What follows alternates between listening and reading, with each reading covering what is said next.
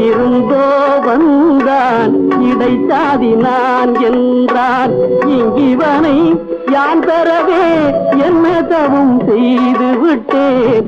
இங்கிவனை யான் பெறவே என்ன தவம் செய்து விட்டேன்.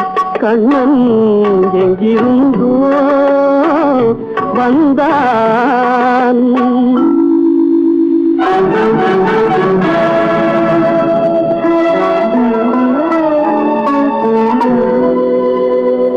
சொன்னபடி கேட்பான், துணிமணிகள் காத்திடுவான். சின்ன குழந்தைக்கு யார பாட்டி செய்ப்பான்.